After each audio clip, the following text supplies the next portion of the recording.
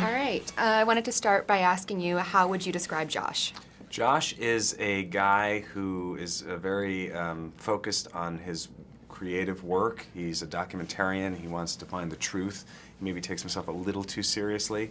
And he's been working on the same documentary for the last 10 years, which might give you a sense of what his issues are. And as he's done that, sort of, the world of media and the way people communicate and just all of it has sort of like progressed past him, and so he's sort of like looking up, going, what's going on in life, and also realizing, oh my God, I'm not the youngest guy in the room anymore.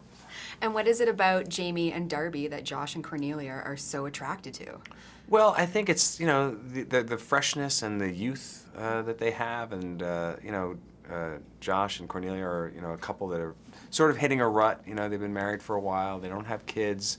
And they're sort of in this routine, and they meet this young couple that just seems like life is their oyster, and so it's sort of this obsession with with their freshness and the idea maybe of what they would want it to have been or something.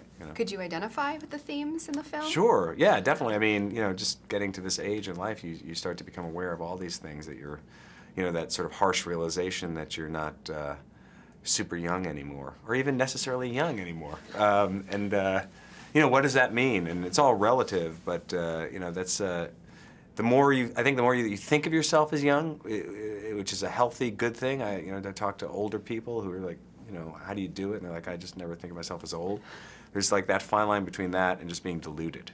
So I think that's the question.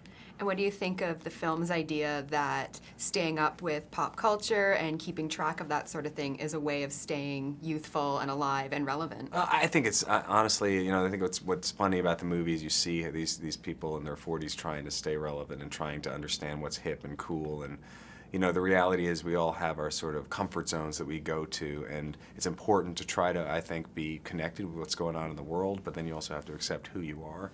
And it's exhausting. It's exhausting to try to keep up with all that. And there's this great scene that has all four characters consuming pop culture, music, videos, in completely different formats. So Right. I wanted to ask you, how has your own consumption of pop culture changed as you've gotten older? I find myself regressing back to the things that are just most comfortable in my childhood and my youth.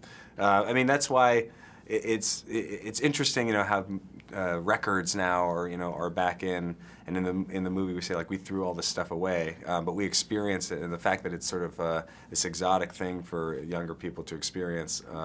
For me, I usually go with like what's also the most easily accessible, so I, like most people, download things, and I do miss having the real thing. And I find that I treasure those when I find them more, like when especially something that I remember from my childhood. But just in terms of everyday life, I find I go with what's the easiest thing.